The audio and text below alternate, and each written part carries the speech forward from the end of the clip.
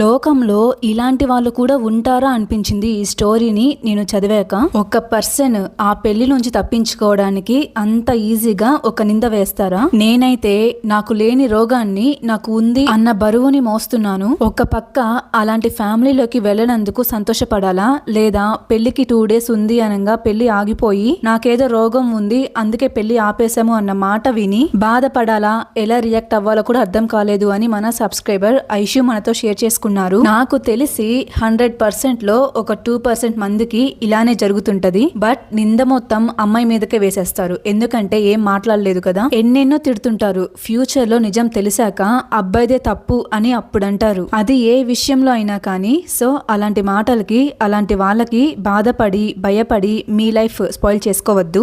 ఏది జరిగినా మన మంచిగా అనుకోవాలి. సో ఇంకా తన స్టోరీని తన మాటల్లోనే చెప్తాను. హాయ్ సిస్టర్, నా పేరు ఐషు. నా లైఫ్ లో జరిగిన ఒక విషయం మీతో షేర్ చేసుకోవాలి అనిపించింది. అసలేం జరిగిందంటే, నేను పీజీ కంప్లీట్ చేశాను. ఇంకా నాకు పెళ్లి చేసేద్దామని మా పేరెంట్స్ మంచి సంబంధాలు చూడడం స్టార్ట్ చేశారు. అయితే ఒక సంబంధం వచ్చింది. అతను సాఫ్ట్వేర్ జాబ్ చేస్తున్నాడంట. పెళ్లి చూపులకు వచ్చారు, చూసారు. వాళ్ళకి నేను బాగా నచ్చాను. మా ఫ్యామిలీకి కూడా అతను నచ్చాడు. అంతా బాగుంది. ఇంకా పెళ్లి పెట్టుకుందామని ఫిక్స్ అయ్యాం. మా 2 ఫ్యామిలీస్ కూడా. మా సైడ్ అంతా నచ్చింది అనుకున్నాక వాళ్ళని మళ్ళీ పిలిచి పప్పన్నం పెట్టుకుంటాము. అలాగా వాళ్ళు కూడా అంతే. పప్పన్నం కూడా అయిపోయింది. పప్పన్నం అయిన తర్వాత మా మ్యారేజ్ కి 1 month గ్యాప్ వచ్చింది. అయితే ఇది కంప్లీట్ అయిన ఒక 2 days కి అతను కాల్ చేశాడు మా అన్నయ్య మొబైల్ కి, అంటే నాతో మాట్లాడడానికి. మా అన్నయ్య నాకు ఫోన్ ఇచ్చాడు మాట్లాడమని. నేను ఫోన్ తీసుకొని మాట్లాడుతున్నాను. అప్పుడు అతను నేనంటే నీకు ఇష్టమా అని అడిగితే హా అని చెప్పా. ఇంకా ఆ రోజు నుంచి డైలీ కాల్స్ చేసేవాడు. అలా డైలీ మాట్లాడుకునే వాళ్ళమి. ఎలాగో పెళ్లి ఫిక్స్ అయింది కదా అని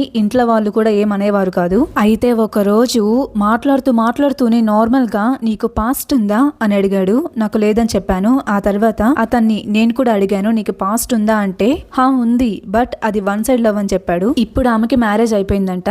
సో నేను కూడా లైట్ తీసుకున్నాను. అతనికి చదువు అంటే చాలా ఇష్టం, జాబ్ చేసే వాళ్ళంటే ఇంకా ఇష్టం. నాకు అంతగా ఇంట్రెస్ట్ ఉండదు స్టడీ అన్నా కానీ జాబ్ అన్నా కానీ. మా ఇంట్లో పెళ్లి పనులు స్టార్ట్ చేశారు. వెడ్డింగ్ కార్డ్స్ కూడా అందరికి ఇస్తూ ఉన్నాము. అన్ని పనులు అవుతున్నాయి. పెళ్లికి 3 days ఉంది అనగా నేను అతనితో ఫోన్ మాట్లాడాను. నాకు చిన్నప్పటి నుంచి డస్ట్ అలర్జీ ఉంది. అదేం పెద్ద రోగమేం కాదు. ఏదైనా బ్యాడ్ స్మెల్ వచ్చినా డస్ట్ ఉన్నా నాకు కోల్డ్ అవుతుంది. సో అదే విషయం అతనికి చెప్పాను. దానిని అతను సీరియస్ గా తీసుకొని నాకేదో పెద్ద రోగం ఉన్నట్లు నెక్స్ట్ డే వాళ్ళ పేరెంట్స్ ని తీసుకొని మా ఇంటికి వచ్చాడు.